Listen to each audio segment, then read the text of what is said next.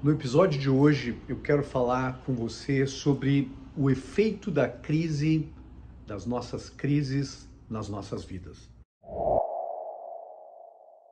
Eu quero falar sobre as pequenas crises e as grandes crises nas nossas vidas e o efeito que elas têm na gente como empreendimento, como marcas pessoais.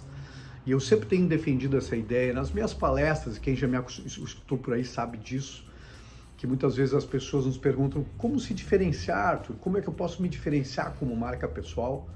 E eu sempre sustento a ideia de que a gente se conecta com a história de vida das pessoas. A gente essencialmente gosta de idealizar sucessos, a gente idealiza e olha para muitas pessoas com seus muitos sucessos, mas o que conecta realmente pessoa com pessoa, marca pessoal com marca pessoal, são muitas vezes as vulnerabilidades, são as cicatrizes resultantes muitas vezes das nossas quedas, dos nossos tombos, que nos tornam mais humanos e que a gente pode se enxergar com o outro. Então as crises são um componente da nossa história, da nossa vida. A gente pode transformar essas cicatrizes no nosso grande diferencial, mas a gente precisa compreender o efeito das crises nas nossas vidas. E eu falo aqui das pequenas crises, daquelas crises que são totalmente contornáveis na nossa vida, uma demissão, um projeto fracassado, algo que a gente idealizou, uma expectativa que a gente teve que não aconteceu, que nos levou a um estado de paralisia momentânea naquele momento. E eu falo aqui também do efeito das grandes crises nas nossas vidas. A perda de um ente querido, o afastamento de um familiar que a gente não consegue se reconectar, uma terrível tragédia nas nossas vidas, na nossa empresa, uma grande quebradeira e até mesmo a crise que a gente passa hoje, quando eu estou gravando esse vídeo. A gente está passando já na segunda semana de uma grande tragédia ambiental no Rio Grande do Sul, com centenas de mortos, com centenas de desaparecidos e todo mundo enfrentando uma dor terrível. E mesmo que a gente tenha contribuído, colaborado com dinheiro, colaborado com voluntariado, ajudado na medida das possibilidades de cada um, a gente, frente a essas crises, a gente tem uma sensação muito ruim de dor, uma sensação de impotência que pode nos paralisar completamente, ou que a gente pode transformar em energia para a reconstrução. E a gente tem visto por aí cases de pessoas, demonstrações, experiências maravilhosas, de gente muitas vezes que nos dá um tapa na cara com um puta de um exemplo de alguém que naquele momento que perdeu tudo, né, e que muitas dessas pessoas no Rio Grande do Sul que perderam 3 vezes, porque foram 3 tragédias ambientais seguidas desde o ano passado, e que conseguem olhar com um sorriso no rosto e dizer: eu vou reconstruir tudo de novo. Então esse episódio a gente está falando de atitude e do efeito dessas crises na gente como marcas pessoais, como empreendimentos e como seres humanos. E o efeito dessas crises é que a gente precisa considerar pelo menos 3 grandes reflexões para a gente poder entender melhor o que a gente está passando. Então eu queria lhe dizer, se você está me assistindo aqui no YouTube, por favor, se inscreva no canal, isso é muito importante para mim, porque toda semana a gente traz 2 novos episódios, toda terça e toda quinta, e eu gosto muito de saber o que você está achando desse nosso material aqui, isso é muito importante para mim. Então se inscreva no canal se você não está inscrito, me deixa um recado aqui que é muito importante para mim, porque a gente sempre vai trazer um olhar diferenciado sobre carreira, sobre marca pessoal e sobre busca de realização. E se a gente pensar sobre tudo isso, a gente precisa olhar para o efeito das crises e sobre a atitude que a gente possa ter perante essas crises. E pelo menos 3 olhares aqui são importantes para a gente refletir nesse episódio. E o primeiro deles, a gente precisa considerar tudo aquilo que a gente não controla nas nossas vidas. Eu estou falando de crises de mercado, de segmentos que daqui a pouco desabam, que eram segmentos promissores e daqui a pouco desabam. Eu estou falando de crises naturais de mercado, quando um negócio vai à falência, vai à recuperação judicial, a gente perdeu e a gente tem que recomeçar tudo de novo. E eu falo das grandes crises que nos afetam muito, né? Mas as crises que a gente não controla, e principalmente essa, que é um fator climático que o homem tem culpa, mas a gente não controla, e que muitas vezes a gente fica completamente paralisado, né? Então a gente precisa compreender que existem coisas que são variáveis controláveis, que a gente pode ter uma atitude para consertar aquilo, e existem outras coisas e grandes crises momentâneas que a gente não tem o mínimo controle.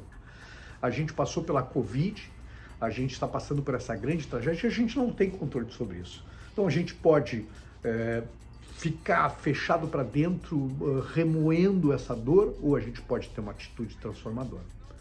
O segundo ponto que a gente precisa refletir e que as crises são muito boas para a gente pensar é o nosso tamanho perante o universo. E eu gosto muito de um ditado oriental, em seguida eu publico sobre isso no Instagram. A ideia é que é um ditado oriental muito legal que diz o seguinte: quando você achar que você já chegou lá, quando você achar que você é grandão demais, que você já conquistou realmente com seus muitos sucessos, tente segurar o vento com as mãos. E olha que legal isso, porque dá o tamanho da nossa pequenez como seres humanos frente a esse grande universo que a gente também não controla e que muitas vezes a gente acha que já chegou e a gente começa a viver dessa glória, desse sucesso, e daqui a pouco o universo nos coloca alguma coisa para mostrar: olha o teu tamanho tão pequeno perante tudo isso.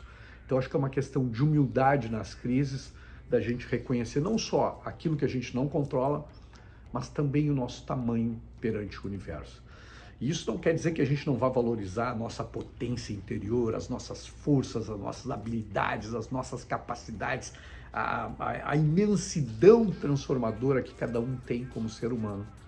Mas que a gente, ao mesmo tempo, também tenha a humildade de olhar que a gente não controla tudo e que nós somos infinitamente pequenos perante essas grandes crises.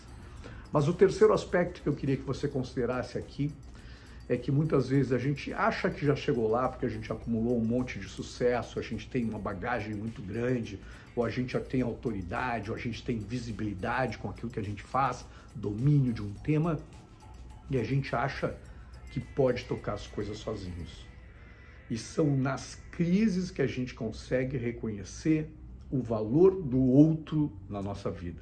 Eu, quando escrevi sobre autenticidade, meu terceiro livro, eu falo muito sobre isso, que o outro nas nossas vidas não é uma abstração. O outro nas nossas vidas, como diz Clóvis de Barros Filho, é a pessoa que nos serve e a pessoa que a gente serve. São os nossos familiares, são os nossos amigos, e é aquele desconhecido que muitas vezes numa crise como essa abandonou a empresa para pegar um barco para fazer resgate de pessoas.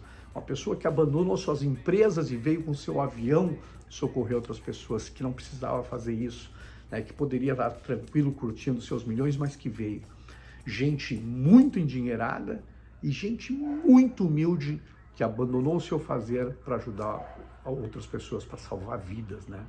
E aí a gente vê o quanto a gente precisa do outro, não só do outro famoso que tem condições de nos ajudar, mas eu falo do outro anônimo nas nossas vidas e que nas crises a gente consegue entender o valor de ser humano ajudar ser humano e que a gente jamais vai conseguir crescer sozinho, que a gente só cresce quando a gente cresce com outras pessoas à nossa volta, com os outros na nossa volta.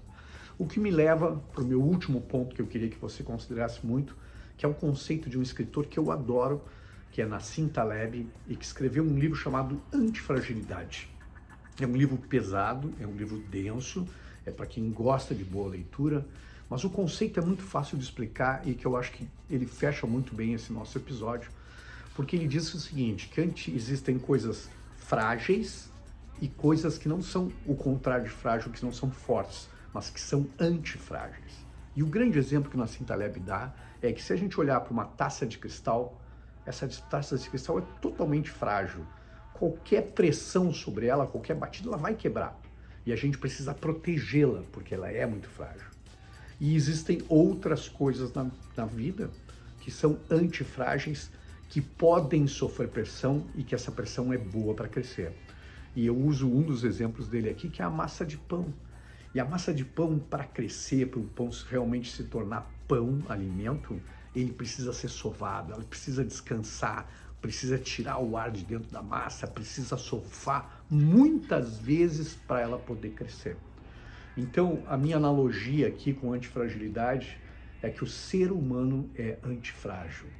A gente precisa, embora a gente seja muito dolorido o processo das nossas crises, dos nossos tombos, das nossas quedas, a gente pode ter uma atitude transformadora e fazer da dor desse momento a fonte de energia para a gente poder virar o jogo, para a gente poder crescer.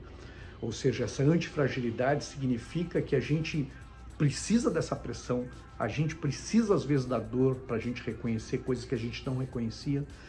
A gente precisa muitas vezes de uma barreira na frente da gente e que muitas vezes a gente entende que é uma parede e que a gente pode enxergar sobre uma outra ótica como um degrau para a gente enxergar coisas que a gente não enxergava.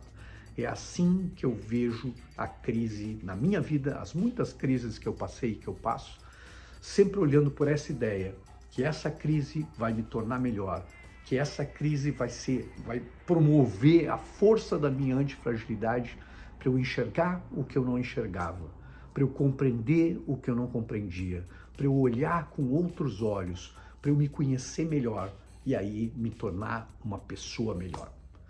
Eu espero que tenha feito sentido para você e eu te espero aqui no próximo episódio. Um forte abraço.